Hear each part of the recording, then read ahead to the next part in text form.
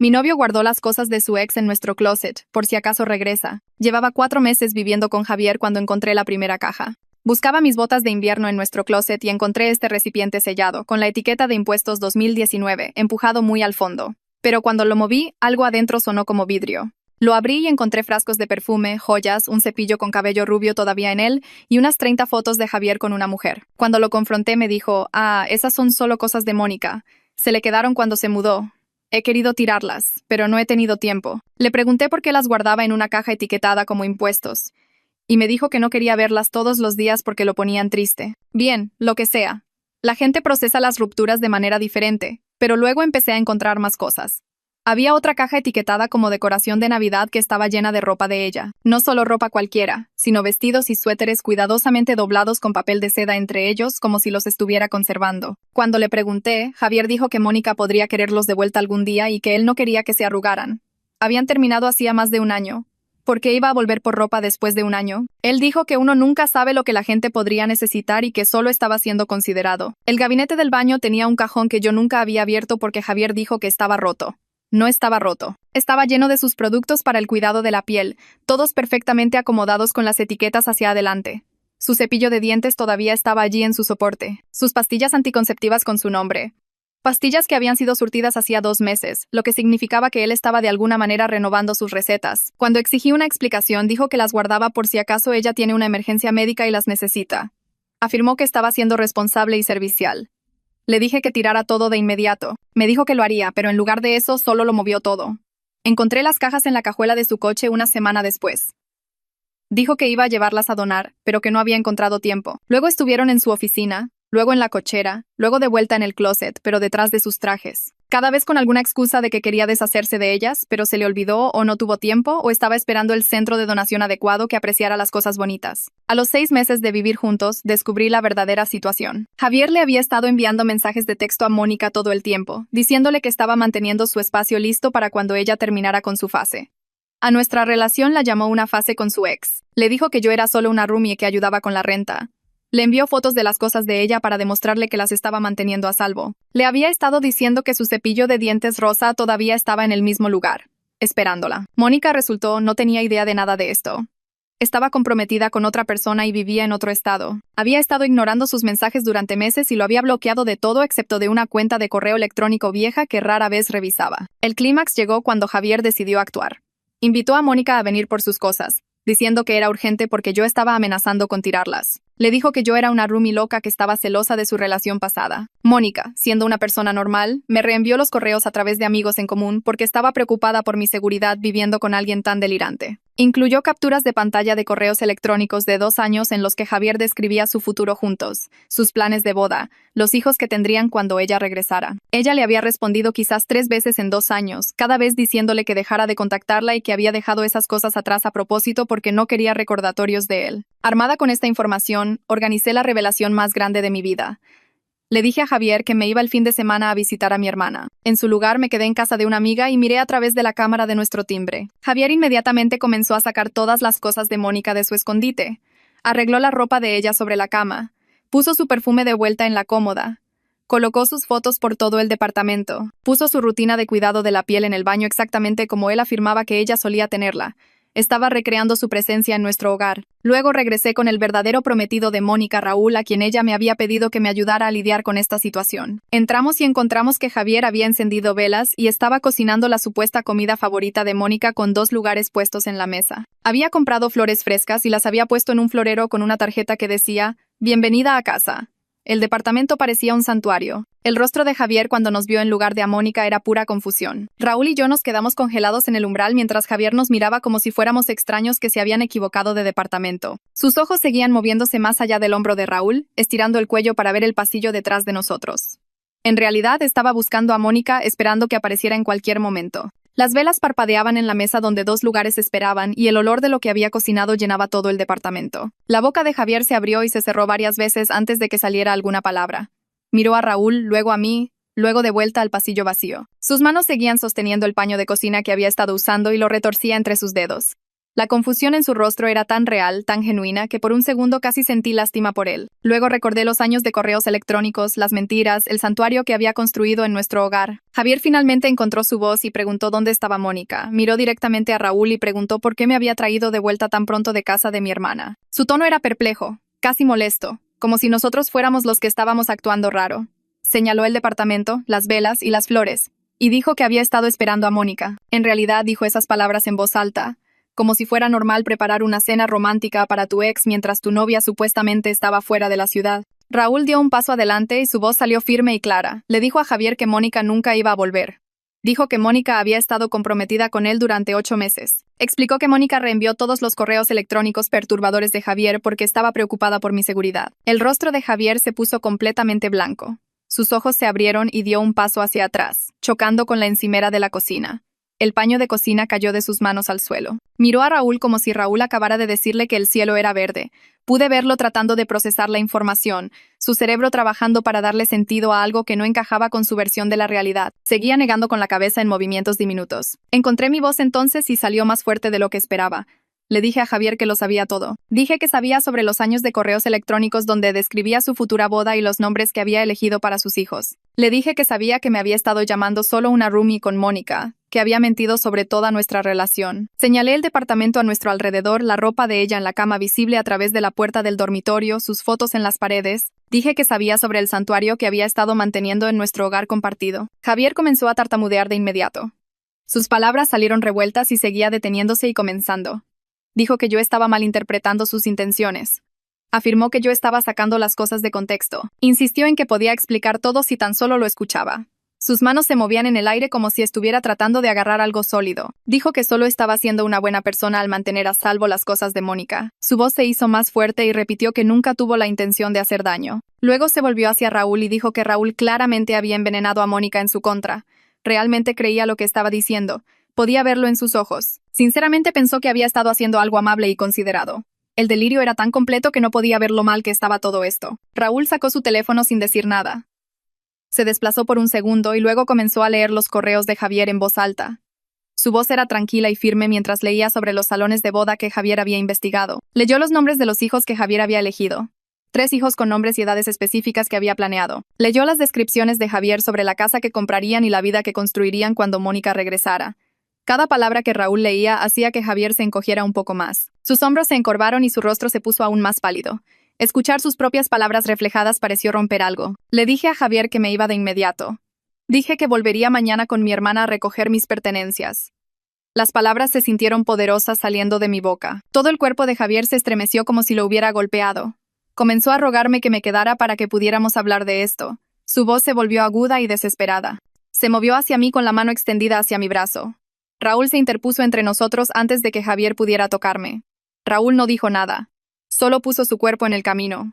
Javier dejó de moverse, pero siguió hablando, suplicando, haciendo promesas sobre cómo se desharía de todo y podríamos empezar de nuevo. Nos dimos la vuelta y salimos mientras Javier seguía hablando. Lo escuché gritarnos mientras bajábamos por el pasillo. La mano de Raúl se quedó en mi espalda guiándome. Llegamos a su coche y me abrió la puerta del pasajero. Sentí las piernas temblorosas al entrar. Raúl se alejó del edificio de apartamentos y lo vi desaparecer en el espejo lateral. Mi cuerpo entero comenzó a temblar entonces. La adrenalina que me había mantenido tranquila durante la confrontación me golpeó de golpe. Mis manos temblaban en mi regazo y mi respiración se volvió rápida y superficial. Raúl no trató de hablarme. Solo condujo firmemente por las calles hacia la casa de Valeria. El viaje tomó quizás 15 minutos, pero se sintió más largo. Cada luz roja me hacía temer que Javier de alguna manera nos siguiera. Seguí revisando los espejos a pesar de que sabía que era una tontería. Nos detuvimos en casa de Valeria y debió haber estado atenta porque abrió la puerta antes de que llegáramos al porche. Valeria me rodeó con sus brazos con fuerza en el segundo en que me acerqué lo suficiente. No hizo preguntas, solo me abrazó mientras yo temblaba. Me guió adentro y me mostró su habitación de invitados. La cama ya tenía sábanas limpias y había toallas limpias dobladas en la cómoda. Había preparado todo antes de que yo llegara. Valeria fue a preparar té mientras Raúl y yo nos sentábamos en su sala.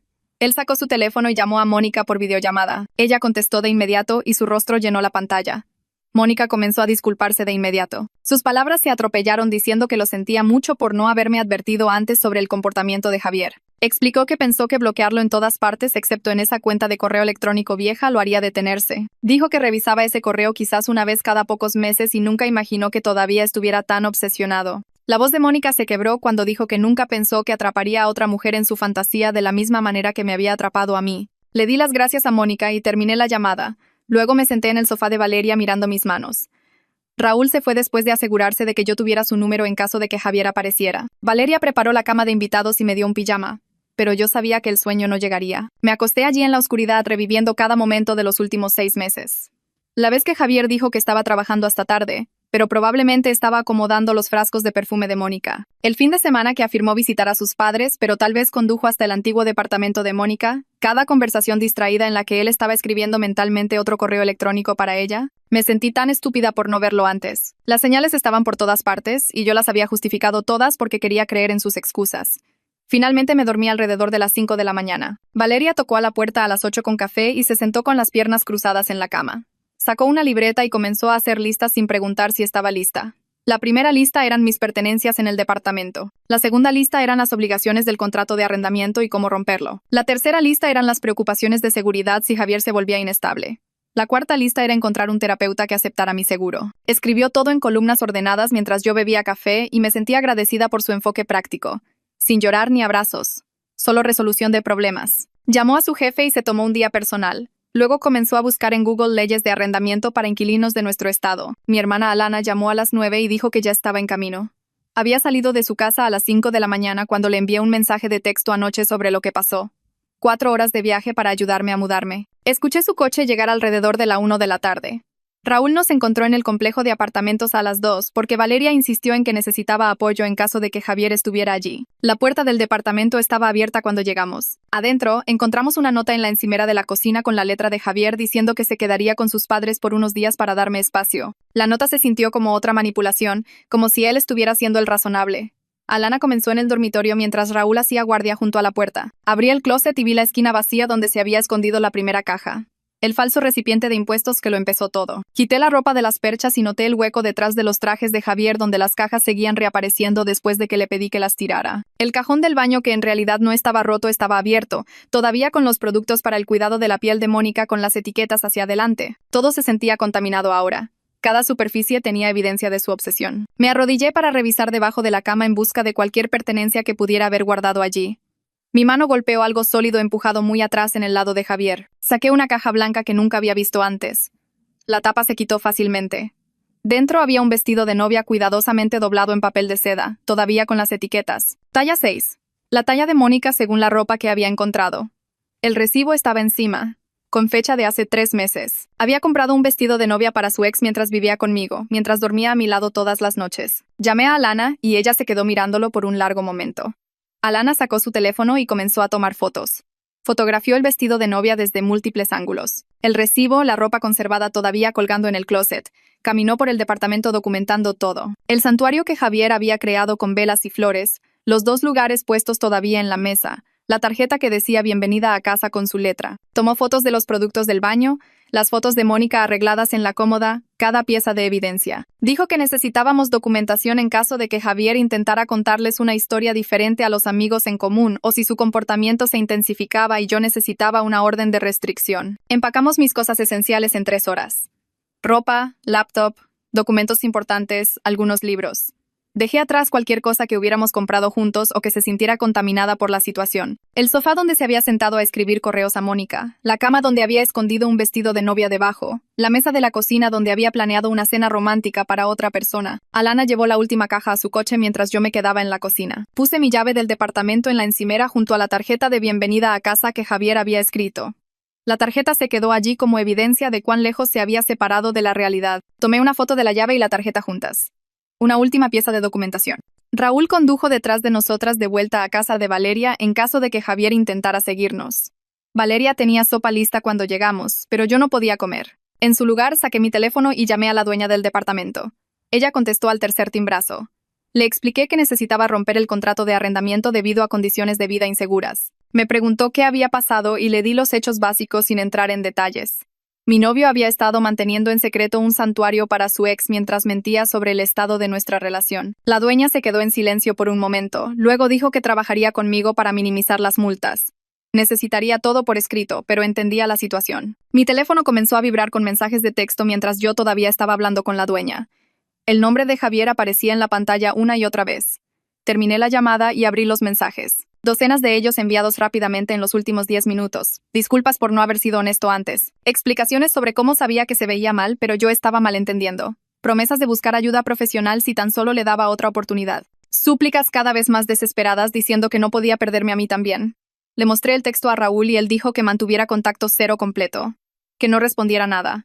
Responder solo animaría a Javier a seguir intentándolo. Valeria se sentó a mi lado en el sofá y abrió el sitio web de su seguro. Ella había pasado por una mala ruptura hacía 2 años y encontró una terapeuta que realmente la ayudó. Comprobó si la misma terapeuta seguía en la red.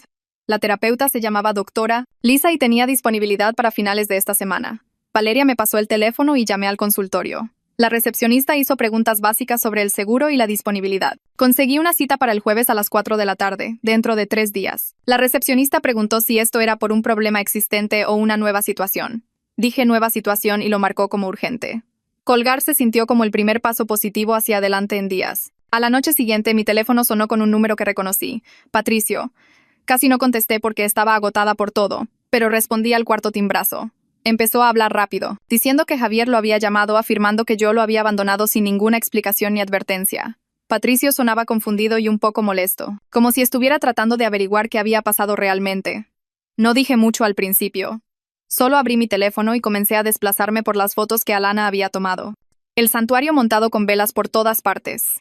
Los 2 lugares puestos en la mesa. La tarjeta que decía bienvenida a casa con la letra de Javier. Los productos del baño todos arreglados con las etiquetas hacia adelante. Se las envié a Patricio una por una mientras él seguía hablando por teléfono.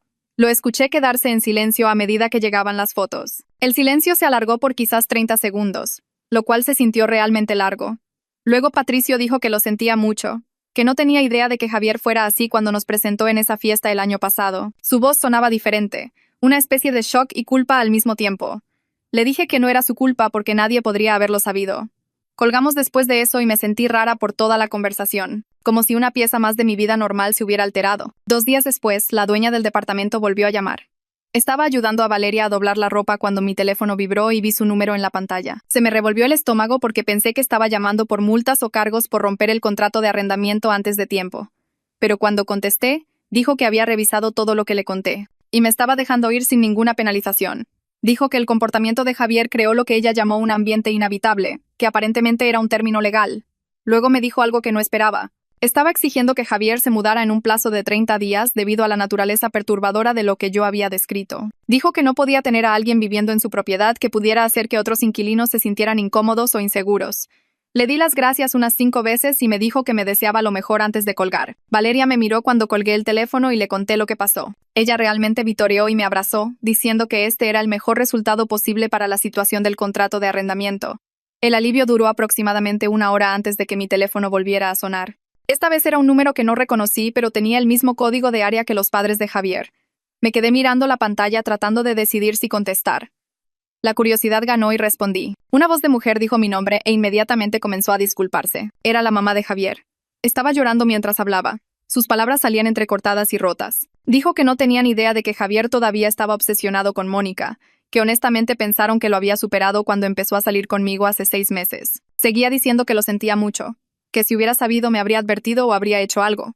Me senté en el sofá de Valeria porque me temblaban las piernas. No sabía qué decir, así que solo escuché mientras ella lloraba y se disculpaba un poco más. Luego la mamá de Javier comenzó a explicar cosas que yo no sabía antes. Dijo que cuando Mónica lo dejó hace casi 2 años, Javier tuvo una crisis total. Apenas se levantó de la cama durante 3 meses. Dejó de ir a trabajar y casi pierde su empleo. Sus padres tuvieron que ir a quedarse con él porque les preocupaba que pudiera lastimarse. Lo llevaron a terapia por un tiempo y pareció mejorar. Comenzó a funcionar de nuevo y a volver al trabajo. Cuando les habló de mí, se sintieron muy aliviados porque pensaron que significaba que finalmente había procesado la ruptura y había seguido adelante. Ahora se dio cuenta de que en realidad nunca superó la pérdida de Mónica.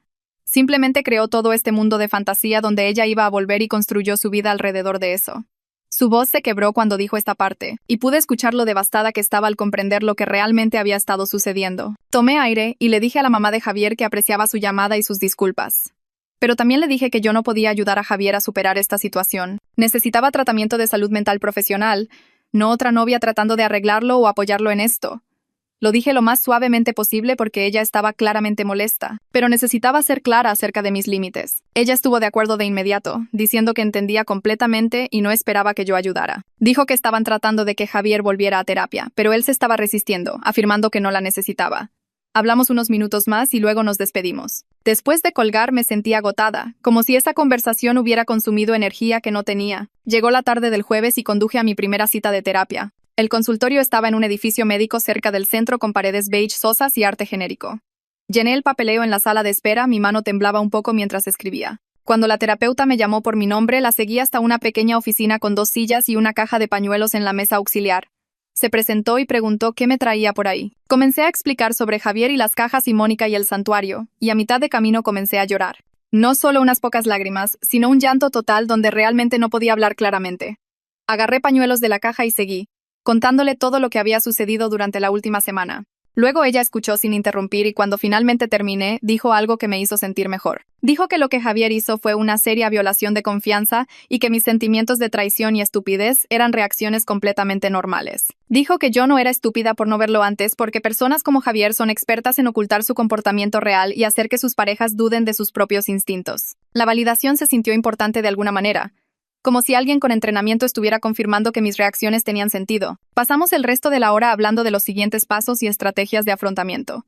Cuando me fui, me sentí más ligera de lo que me había sentido en días. Ese fin de semana, Valeria me ayudó a empezar a buscar departamento en línea.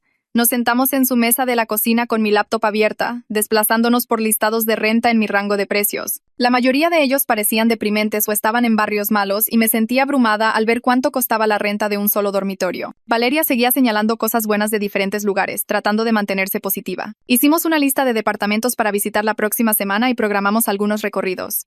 Todo el proceso se sintió agotador porque básicamente estaba reiniciando toda mi vida. Pero también se sintió un poco poderoso saber que mi próximo hogar sería completamente mío, sin cajas escondidas, ni santuarios secretos, ni mentiras sobre quién era yo. Solo mi propio espacio que yo controlaba. El lunes por la mañana, me desperté con un correo electrónico de Javier. El asunto decía, lo siento, y casi lo borro sin leer. Pero algo me hizo abrirlo. El correo era largo, quizás 3 o 4 párrafos, y decía que ahora se daba cuenta de que sus sentimientos por Mónica no eran saludables. Dijo que quería trabajar en sí mismo y obtener ayuda adecuada. Dijo que esperaba que algún día pudiera perdonarme por mentir y por lo que me hizo pasar.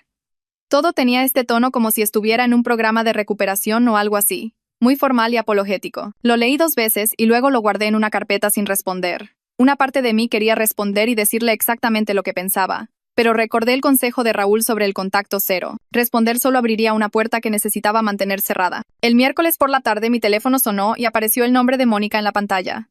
Contesté y ella preguntó cómo estaba de una manera tan genuina que me hizo llorar un poco. Terminamos hablando durante más de 1 hora sobre Javier y sus patrones de comportamiento. Me contó cosas que yo no sabía sobre el final de su relación. Cómo se volvió muy controlador y no podía aceptar cuando ella quería espacio o tiempo con amigos. Cómo aparecía en lugares que ella había mencionado en voz alta, hablando de bodas, hijos y casas, a pesar de que ella nunca había estado de acuerdo con nada de eso. Dijo que cuando finalmente rompió con él actuó como si ella solo estuviera confundida y cambiaría de opinión pronto. Escuchar todo esto me hizo sentir menos sola de alguna manera, como si no fuera la única persona que lidió con su desconexión de la realidad. Cerca del final de la llamada, Mónica me dijo que finalmente bloqueó esa última cuenta de correo electrónico después de ver cómo Javier la usó para atraparme en esta situación. Dijo que se sentía culpable por no haberla bloqueado antes, que tal vez si lo hubiera hecho, él no habría podido mantener su fantasía por tanto tiempo.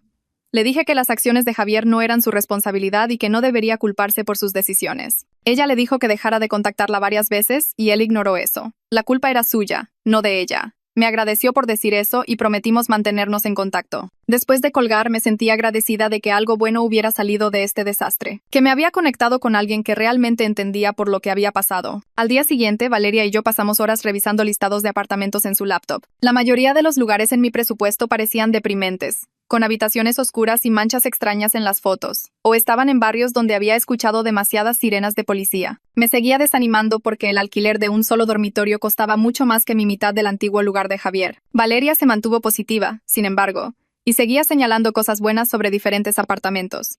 Hicimos una lista de 5 lugares para visitar y programamos recorridos para la semana siguiente. Ese jueves por la tarde visité los primeros 3 apartamentos de mi lista, y todos eran peores en persona que en las fotos.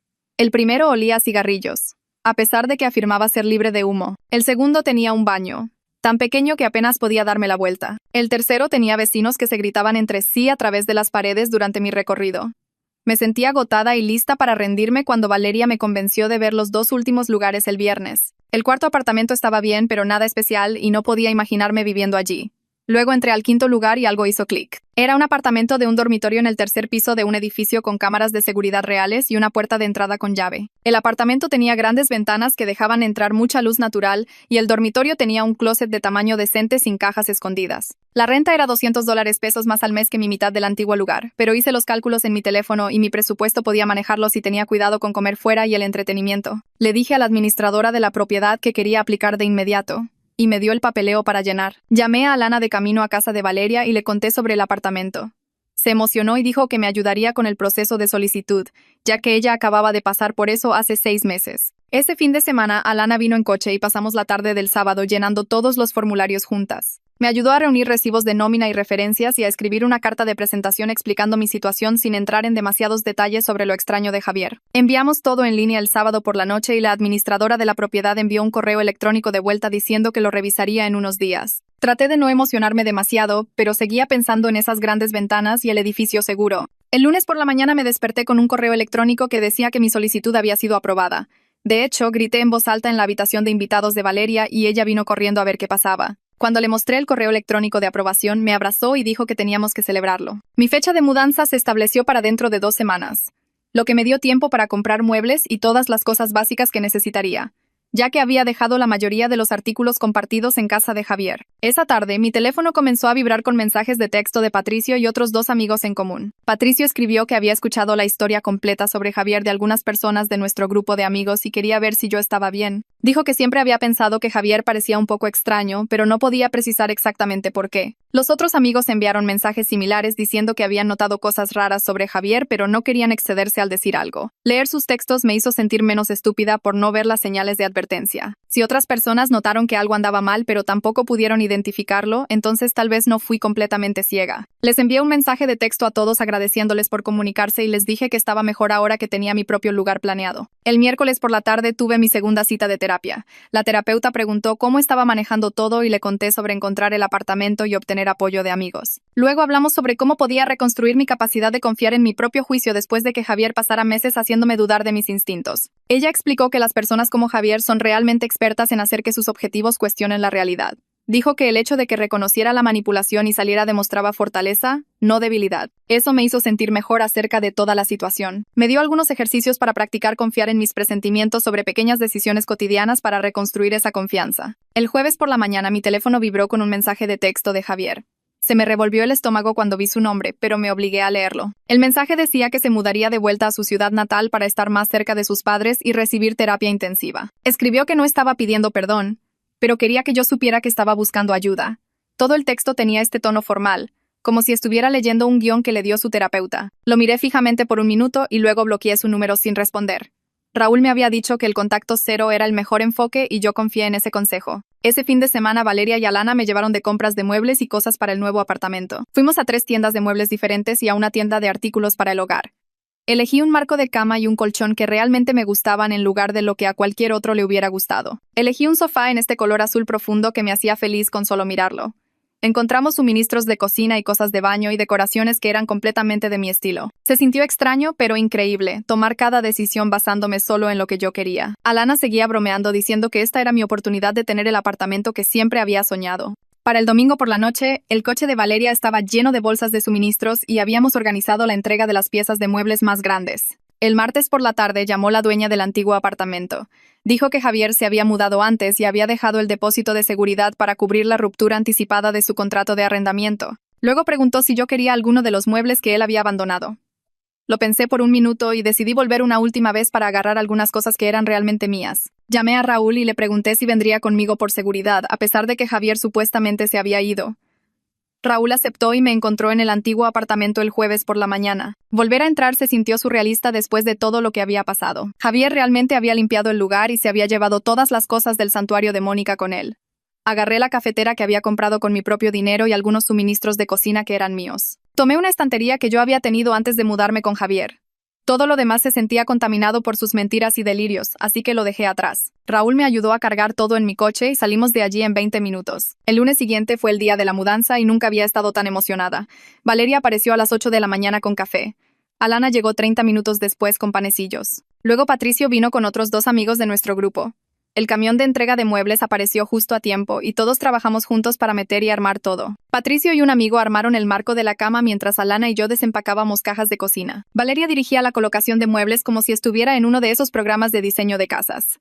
Al mediodía todo estaba en su lugar y el apartamento realmente parecía un hogar de verdad. Mis amigos me sorprendieron con una canasta de regalo de inauguración llena de café y bocadillos agradables y una botella de vino con una tarjeta que decía: «Felicidades por tu nuevo comienzo». Pedimos pizza y nos sentamos en mi nuevo sofá comiendo y riendo. Todos se fueron alrededor de las 4 y yo finalmente estaba sola en mi propio espacio. Esa primera noche hice té en mi nueva cocina y me senté junto a las grandes ventanas mirando la calle de abajo. Cuando me fui a la cama me di cuenta de que me sentía completamente relajada por primera vez en semanas. El apartamento era totalmente mío, sin cajas escondidas en los closets y sin santuario para otra persona acechando en las esquinas. No había secretos esperando para saltar y no había mentiras escondidas detrás de falsas etiquetas de impuestos. Me dormí más rápido de lo que lo había hecho desde que comenzó toda la situación y no me desperté ni una sola vez durante la noche. A la semana siguiente, tuve mi tercera sesión de terapia y pasamos toda la hora hablando de por qué me quedé tanto tiempo, incluso cuando las cosas se sentían mal. La terapeuta me pidió que hiciera una lista de todas las banderas rojas que había notado antes de descubrir los correos y mensajes de texto. Las conté con mis dedos mientras ella tomaba notas. Las cajas etiquetadas como impuestos y decoración navideña, pero llenas de cosas de otra persona. La ropa perfectamente doblada con papel de seda como si se estuviera guardando en un museo. El cajón del baño que él dijo que estaba roto pero no lo estaba. Las recetas siendo surtidas para alguien que ya no vivía allí. Cada vez que encontraba algo extraño, Javier tenía una explicación que sonaba casi razonable en el momento. La terapeuta explicó que las personas manipuladoras son realmente buenas para hacerte dudar de lo que estás viendo con tus propios ojos. Dan explicaciones que suenan cariñosas o lógicas para que te sientas mal por cuestionarlos. Dijo que reconocer ese patrón ahora me ayudaría a detectarlo más rápido si alguna vez lo encontraba de nuevo. Practicamos lo que debería haber dicho o hecho de manera diferente. No para hacerme sentir culpable, sino para construir mejores instintos para la próxima vez. Al final de la sesión me sentí menos estúpida acerca de toda la situación y más consciente de cómo las explicaciones de Javier estaban diseñadas para confundirme. 2 días después llegó un paquete a mi apartamento con la dirección de remitente de Mónica. Dentro había una tarjeta divertida con un gato con gafas de sol que decía algo sobre ser demasiado cool para el drama. Había incluido 3 tipos diferentes de té fino: el elegante té de hojas sueltas en latas y un libro sobre cómo recuperarse de relaciones con personas manipuladoras. Su nota escrita a mano decía que estaba muy contenta de que yo hubiera salido más rápido que ella porque desperdició 2 años completos tratando de hacer que las cosas funcionaran con Javier. Escribió que estaba ahí si alguna vez necesitaba hablar o simplemente desahogarme sobre toda la extraña situación. También dijo que Raúl le dijo que yo parecía una persona fuerte y que lamentaba que tuviéramos que conocernos en circunstancias tan extrañas. Me preparé una taza de té esa tarde y me sentí bien sabiendo que Mónica entendía exactamente por lo que había pasado. A la semana siguiente, comencé a decir sí a las cosas de nuevo en lugar de poner excusas para quedarme en casa. Mis compañeros de trabajo me habían estado invitando a la hora feliz todos los jueves durante meses, pero yo siempre decía que estaba cansada o que tenía otros planes. En realidad, había estado yendo a casa para lidiar con los cambios de humor de Javier y la tensión constante de vivir con alguien que estaba secretamente enamorado de otra persona. Ese jueves me presenté en el bar donde todos se reunían después del trabajo y se sintió increíble simplemente relajarme y reír sin preocuparme por lo que encontraría escondido en mi apartamento más tarde. Una de mis compañeras de trabajo, Sara, comentó que me veía mucho más relajada que en meses. Otra persona dijo que estaba sonriendo más y que parecía yo misma de nuevo. No me había dado cuenta de cuánto me había estado afectando la situación de Javier en el trabajo hasta que la gente comenzó a señalar la diferencia. El martes siguiente, Patricio llamó y dijo que la roomie de su novia acababa de pasar por algo similar con un ex que no quería dejar ir su relación. Pensó que tal vez queríamos reunirnos y hablar, ya que ambas habíamos lidiado con la rareza específica de alguien obsesionado con una relación pasada. Nos reunimos a tomar café el sábado por la mañana en un lugar cerca de mi nuevo apartamento. Ella se llamaba Sofía y había salido con un chico que seguía apareciendo en su trabajo y su gimnasio alegando que solo quería ser amigo, pero en realidad estaba tratando de permanecer en su vida hasta que ella volviera con él. Intercambiamos historias durante más de 1 hora sobre las cosas extrañas que habían hecho nuestros ex y las excusas que habían puesto para su comportamiento. Ayudó mucho a hablar con alguien que realmente lo entendía. Alguien que no solo decía eso suena loco, sino que realmente comprendía la realidad diaria de vivir con ese tipo de delirio. Sofía me dio su número y dijo que le enviara un mensaje de texto en cualquier momento si necesitaba desahogarme o simplemente quería volver a tomar café. El lunes llegó una carta de mi antigua dueña con un cheque de mi depósito de seguridad completo adentro. Había escrito una nota diciendo que lamentaba mucho que yo hubiera pasado por esa situación en una de sus propiedades. Mencionó que iba a comenzar a hacer verificaciones de antecedentes más exhaustivas y llamadas de referencia para futuros inquilinos después de este incidente. Dijo que se sentía en parte responsable por no haber detectado los problemas de Javier antes y que esperaba que yo estuviera bien ahora. El cheque era por la cantidad total sin deducciones, lo que me sorprendió ya que me había ido antes de tiempo. Lo deposité de inmediato y usé el dinero para los muebles que todavía necesitaba para mi nuevo lugar. Aproximadamente 2 meses después de toda la confrontación con Javier, me estaba preparando para ir a trabajar una mañana cuando me di cuenta de algo extraño. Había pasado 3 días completos sin pensar en Javier o en la situación en absoluto. Ni una sola vez había revivido la escena de la confrontación o me había preguntado qué estaba haciendo ahora o me había sentido enojada por las mentiras. Era algo tan pequeño, pero se sintió enorme en términos de mi proceso de recuperación. Le envié un mensaje de texto a Valeria al respecto y ella me envió un montón de emojis de celebración diciendo que era un hito importante. Esa misma semana, Valeria sugirió que comenzáramos a cenar en mi casa todos los lunes por la noche, turnándonos para cocinar y simplemente ponernos al día sobre la vida sin ninguna crisis que enfrentar. Nuestra primera cena de lunes hice pasta y nos sentamos en mi pequeña mesa de la cocina comiendo y hablando de cosas normales como el drama de su trabajo y unas vacaciones que estaba planeando. Me dijo que estaba muy orgullosa de cómo había manejado todo y reconstruido mi independencia tan rápidamente. Dijo que mucha gente se habría quedado atrapada en esa situación por mucho más tiempo o se habría desmoronado después, pero yo simplemente seguía adelante. No me sentí particularmente fuerte la mayoría de los días, pero escucharla decirlo me hizo darme cuenta de que en realidad había superado algo bastante difícil. La semana siguiente en el trabajo, mi jefa me llamó a su oficina y me puse nerviosa pensando que había estropeado algo. En su lugar, me dijo que iba a recibir un ascenso a analista senior con un aumento de sueldo decente. Dijo que mi trabajo durante los últimos meses había sido excepcional y que había notado lo enfocada y productiva que me había vuelto. Le di las gracias y acepté de inmediato. Luego me di cuenta de que ahora tenía mucha más energía mental ya que no estaba constantemente confundida y ansiosa en casa. Vivir con Javier había ocupado tanto espacio en mi cerebro que no había podido concentrarme correctamente en mi trabajo ni en ninguna otra cosa. Durante mi siguiente sesión de terapia, hablamos sobre si estaba lista para comenzar a salir de nuevo. La terapeuta preguntó cómo me sentía acerca de la idea y dije que aún no estaba lista, pero que tampoco estaba totalmente en contra de hacerlo eventualmente. Quería estar completamente cómoda estando sola primero antes de agregar a alguien nuevo a mi vida. Ella dijo que era un enfoque realmente saludable y que no había prisa por lanzarse a nada antes de estar lista. Hablamos sobre qué banderas verdes debería buscar en futuras relaciones y qué banderas rojas tenía que vigilar basándome en lo que había aprendido de Javier. El fin de semana después de eso, Alana vino en coche a visitarme y me ayudó a terminar de decorar mi apartamento. Trajo un montón de fotos enmarcadas de nuestra familia y amigos que había impreso especialmente. Pasamos la tarde del sábado colgando cuadros en las paredes y arreglándolos hasta que todo el lugar se sintió cálido y lleno de relaciones reales en lugar del santuario falso que Javier había mantenido para Mónica. Alana se echó hacia atrás para mirar todo lo que habíamos colgado y bromeó diciendo que mi apartamento tenía mejor energía que cualquier lugar que ella hubiera visitado. Dijo que todo el lugar se sentía como yo de una manera que el antiguo apartamento con Javier nunca lo había hecho. Pedimos comida para llevar esa noche y vimos películas en mi sofá y me sentí completamente satisfecha con exactamente dónde estaba mi vida en ese momento. A la semana siguiente estaba comprando en el supermercado cerca de mi apartamento cuando me encontré con alguien del grupo de amigos de Javier en la sección de frutas y verduras. Pareció incómodo cuando me vio, luego se acercó y dijo que quería disculparse por no ver lo que estaba pasando. Me dijo que Javier se había mudado de vuelta a su ciudad natal y aparentemente estaba mejor en terapia según amigos en común. Le di las gracias por decírmelo y seguí eligiendo manzanas y me di cuenta de que no sentía absolutamente nada al escuchar sobre Javier. Ni enojo, ni satisfacción, ni siquiera curiosidad por su progreso. Solo una completa indiferencia neutral, como si fuera un extraño que nunca hubiera conocido. El chico pareció aliviado de que yo no estuviera molesta y dijo que se alegraba de que yo estuviera bien. Luego ambos volvimos a nuestras compras. 3 meses después de toda la confrontación con Javier, el novio de Valeria mencionó que conocía a alguien de su gimnasio que podría ser bueno para mí. Dudé, pero acepté una cita casual para tomar café un sábado por la tarde. El chico apareció a tiempo en la cafetería, y hablamos durante aproximadamente 1 hora sobre el trabajo, pasatiempos y restaurantes favoritos en la ciudad. Fue lo suficientemente bien como para que aceptara una segunda cita, aunque le dije de inmediato que necesitaba tomar las cosas muy despacio. Él asintió y dijo que entendía completamente que no había presión y que podríamos ver cómo iban las cosas. Su respetuosa respuesta a mi límite en realidad me hizo estar más interesada en volver a verlo Mis sesiones de terapia en este momento comenzaron a pasar de procesar la situación de Javier a temas de crecimiento personal más grandes. La terapeuta me preguntó en qué patrones quería trabajar para cambiar y dije que necesitaba mejorar en el reconocimiento de mis propias necesidades antes, en lugar de acomodar un comportamiento que me incomodaba. Hablamos de ejemplos específicos de relaciones pasadas en las que había ignorado banderas rojas o puesto excusas para acciones preocupantes. Me dio tareas para practicar expresar mis necesidades directamente en situaciones de bajo riesgo, como con amigos o compañeros de trabajo, aumentando mi comodidad al ser clara acerca de los límites. El trabajo se sintió productivo de una manera que el duelo anterior no lo había sido, como si estuviera construyendo nuevas habilidades en lugar de solo sobrevivir a las consecuencias. Una tarde revisé mi correo y encontré un sobre de color crema con letra elegante dirigida a mí.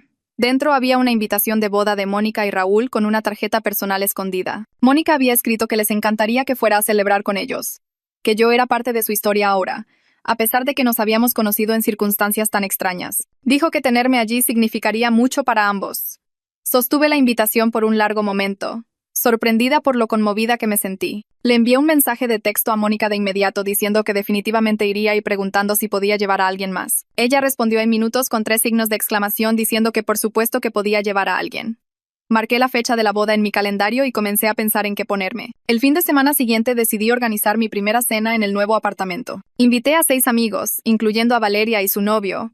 Hice lasaña y ensalada y puse mi pequeña mesa de comedor con los platos bonitos que había comprado en una tienda de artículos para el hogar. Todos vinieron con vino o postre y pasamos 3 horas comiendo, hablando y riendo de nada en particular. El novio de Valeria contó una historia sobre un desastroso viaje de campamento que hizo que todos lloraran de risa. Mi compañera de trabajo trajo a su nuevo cachorro, que se durmió debajo de la mesa. Alguien más sugirió que hiciéramos esto mensualmente. Mientras miraba a mi alrededor y veía a todos relajados y felices en mi espacio, varias personas comentaron lo estable y contenta que me veía últimamente. Me di cuenta de que tenían razón. Genuinamente me sentía bien con mi vida de una manera que no lo había hecho en años, no solo desde Javier, sino incluso antes que él. 6 semanas después de salir con el chico del gimnasio del novio de Valeria, me preguntó si quería hacer las cosas más oficiales en lugar de solo salir casualmente. Estábamos caminando por un parque después de almorzar y él dijo que realmente le gustaba pasar tiempo conmigo y quería saber si yo sentía lo mismo. Me sorprendí a mí misma diciendo que sí sin dudar. Había sido consistentemente respetuoso y comunicativo sobre todo.